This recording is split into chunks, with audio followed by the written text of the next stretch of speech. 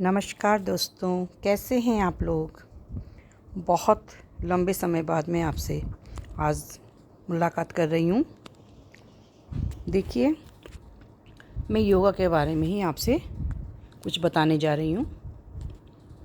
हम जब भी योगा प्रारंभ करें, सबसे पहले हम लोग पवित्र ओम का उच्चारण कर लें, फिर अपनी प्रार्थना कर लें। उससे क्या होता है कि जो हमारे आसपास का जो हमारा ऑरा होता है वो एकदम शुद्ध हो जाता है। उसे कोई भी निगेटिव एनर्जी भेद नहीं सकती। तो हमें अपना ऑरा शुद्ध करना चाहिए ओम का उच्चारण करके, प्रार्थना करके। उसके बाद ही हम अच्छा कार्य शुरू करें, अपनी योग प्रैक्टिस करें। दोस्तों, आज मैं आपको डायबिटीज़ के लिए छोटी सी वीडियो बनाकर लाई हूँ, जो कि आपको अत्यंत फ़ायदा करेगी। इसमें कुछ आसन मैं आपको बता रही हूँ। जो हमारा प्राणायाम का राजा है, कपालभाति प्राणायाम, उसका मंत्री है अनुलोम विलोम प्राणायाम। वो दो तो आपको अवश्य करने हैं, ठीक है। उसके बाद आपको करना है गोमुख आसन। गोमुख आसन अत्यंत लाभकारी है हमारे डायबिटीज़ के लिए। जब हम पैर के ऊपर बैठते हैं तो पाइल्स की प्रॉब्लम ठीक होती है, पेट को अंदर करते हैं तो पेट की प्रॉब्लम ठीक होती है, हाथों को पीछे करते हैं तो हमारे कंधों की प्रॉब्लम भी ठीक होती है और डायबिटीज़ की प्रॉब्लम ठीक होती है। गोमुख आसन अत्यंत लाभकारी आसन है। इसको करने से 3-4 बीमारियां ठीक होती हैं। दोनों तरफ से इसको करना चाहिए, राइट पैर से भी और लेफ़्ट पैर से भी। अब है अर्ध मत्स्येन आसन। तो आप जो है गोमुख आसन को, अभी हम गोमुख आसन ही कर रहे हैं, राइट पैर से किया था, अब हम लेफ़्ट पैर से कर रहे हैं। पीछे दोनों हाथों को पकड़ने की कोशिश करते हैं। हालांकि एक तरफ से हाथ हमारा पकड़ा जाता है और एक तरफ से नहीं पकड़ा जाता।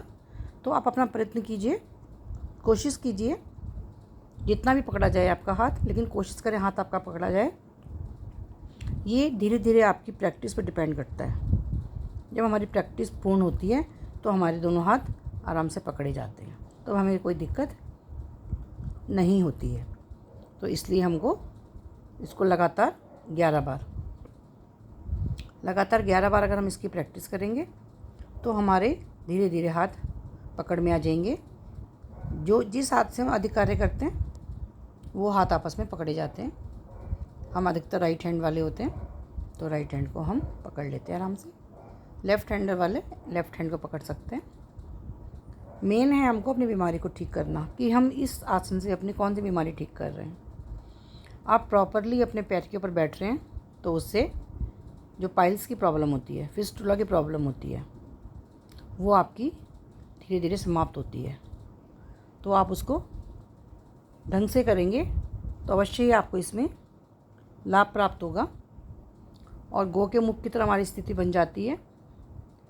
क्योंकि हम जब अपना हाथ ऊपर करते हैं और अपनी कोहनी को देखते हैं तो हमारी गौ के मुख की तरह स्थिति बन जाती है। अब सेकंड कौन सा कर रही हूँ, देखिए, अर्ध मत्स्येन आसन। इसमें आपको पैर के ऊपर नहीं बैठना होता। इसमें आपको लेफ़्ट पैर की एड़ी को राइट पैर के हिप से लगाना होता है, टच करना होता है। दूसरा पैर उसके ऊपर से लेके आना होता है। फिर जो पैर आपका नीचे लगा हुआ है उसकी हाथ की कोहनी को, जो पैर खड़ा है उसके घुटने से दबा कर आप पंजे को पकड़ने की कोशिश कर सकते हैं। अगर आप पंजे को नहीं पकड़ पा रहे हैं तो इसमें कोई बहुत बड़ी समस्या नहीं है। जितना आपसे हो सके उतना कीजिए और जो पैर नीचे है उस हाथ को आप पीछे की साइड लेके जाएं। देखिए, एड़ी मैंने लगा दी, हिप से अपोजिट हिप से लगा दी है। पैर को ऊपर से लेके आई हूँ और जो है अपोजिट हाथ को अपोजिट घुटने से दबाना है ऐसे, और पंजे को पकड़ने की कोशिश करनी है। और जो पैर ऊपर है उस हाथ को पीछे लेके जाना है और पीछे की साइड देखना है। जितना हमसे आराम से हो सके उतना ही हमको करना है। शरीर का अतिक्रमण तो बिल्कुल भी हमको नहीं करना है। इसका थर्ड पोज है आपका वक्रासन। वक्रासन में आपने राइट पैर सीधा किया, लेफ़्ट हैंड को फोल्ड किया, राइट हैंड की कोहनी से लेफ़्ट पैर के घुटने को दबाया और राइट पैर के घुटने को पकड़ने की कोशिश करें। अगर आपके हाथ में आ जाता है तो ठीक है, नहीं आता है तो जिस तरह मैंने हाथ रखा है वैसे कर लीजिए और अपोजिट हाथ को पीछे की साइड करके उसी साइड देखना है। इससे भी देखिए हमारी गर्दन की भी एक्सरसाइज हो रही है, हाथ की भी हो रही है, पीठ की भी हो रही है और पैरों की एक्सरसाइज भी हो रही है। पेट तो हमारा पूरा दब रहा है, देखिए हमने पैर फोल्ड किया, हमारा पेट दब गया। दूसरे हाथ से अपोजिट पैर को दबाया तो हमारा पूरा पेट हमारा दब रहा है। हाथ पीछे ले गए तो हाथ की एक्सरसाइज हो गई, गर्दन पीछे ले गए तो गर्दन की एक्सरसाइज हो गई। जो हमारी पैनक्रियाज होती है ना नाभि के आसपास, वो इससे एक्टिवेट होती है। जो हमारी पैनक्रियाज जो है डेड हो जाती है ना, तो उनको हमें रीएक्टिवेट करना होता है, क्योंकि जब हमारी पैनक्रियाज बैलेंस्ड में होती है तो हमें डायबिटीज़ नहीं होती। तो हमको वही सब चीज़ें इसमें ठीक करनी हैं। तो हम इस प्रकार करेंगे तो हमारी डायबिटीज़ में बहुत आराम मिलेगा, पेट के रोगों में, उदर रोगों में बहुत आराम मिलेगा, पाचन तंत्र में आराम मिलेगा, खाना नहीं पचता, हमारे वात पित्त कफ 3 हमारे दोष हैं, ये त्रिदोष हमारे ठीक हो जाते हैं। जब तक हमारे त्रिदोष ठीक नहीं होंगे तब तक हम स्वस्थ नहीं रह सकते। इसलिए हमें अपने त्रिदोष हमेशा बैलेंस्ड में रखने चाहिए। वात पित्त कफ से ही हमारा शरीर बना हुआ है, तो इसमें जो है ये सम होने चाहिए। सम मतलब समान मात्रा में हमारे शरीर में होने चाहिए। अगर इनमें से एक भी बढ़ जाता है तो उससे ही संबंधित हमको बीमारी ज़्यादा हो जाती है और हम परेशान हो जाते हैं।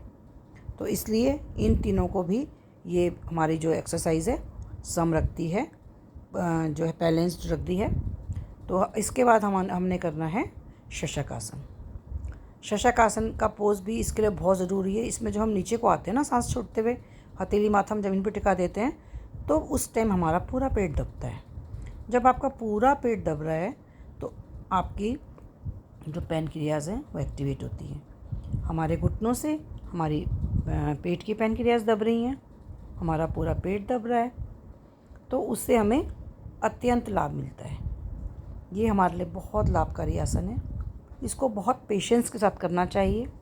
पूरी सांस भरते हुए आपको ऊपर की ओर जाना है, हाथों को लेके पूरा सांस छोड़ते हुए आपको नीचे की ओर आना है और हथेली और माथे को ज़मीन पर लगाना है और इसको काफ़ी देर तक रुकना है।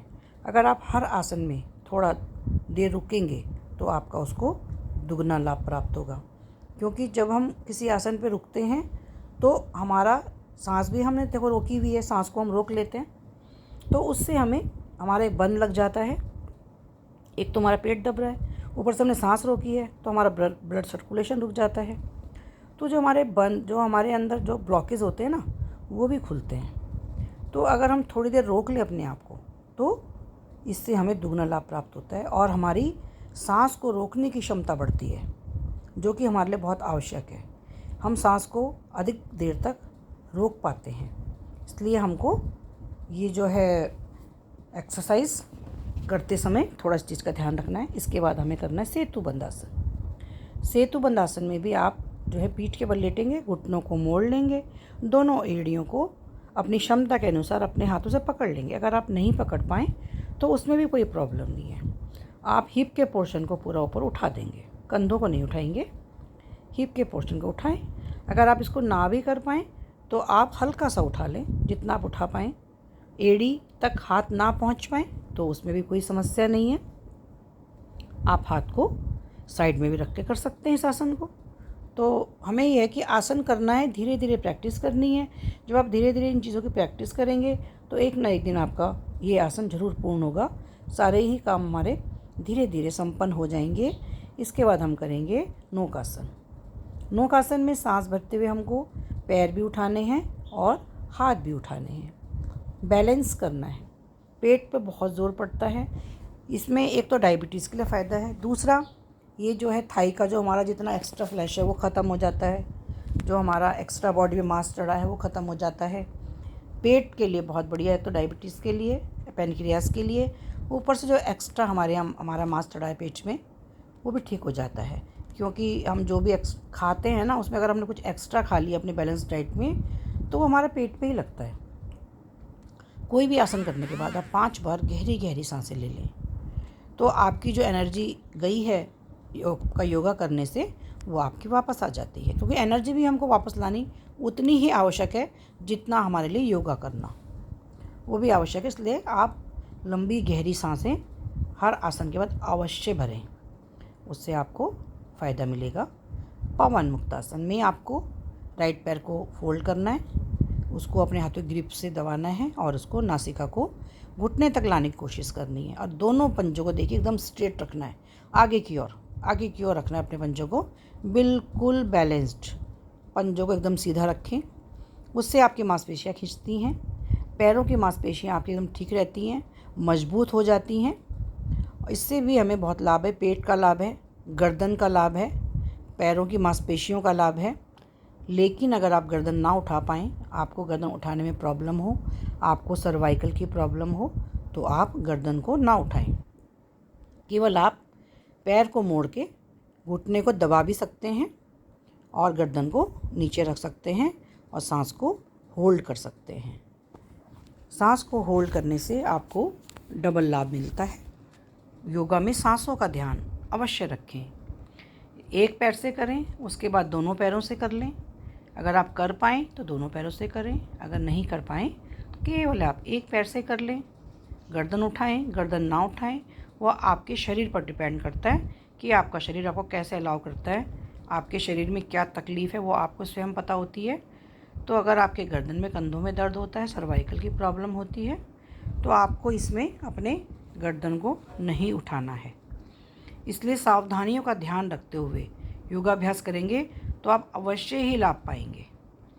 उसके बाद हमें इसमें आपको पता है कि हमको अनुलोम विलोम और कपालभाति प्राणायाम तो हमको अवश्य ही करना होता है हर बीमारी में। जो बीमारी है अगर आपको, तो उसमें आपको थोड़ा ज़्यादा करना होता है, नहीं तो आप 5 मिनट कपालभाति अवश्य कर लें, 5 मिनट अनुलोम विलोम अवश्य कर लें, तो आपको इसमें अत्यंत ही लाभ मिलने वाला है। इसके बाद आप शांति पाठ भी करेंगे तो आपको लाभ मिलेगा। नमस्कार।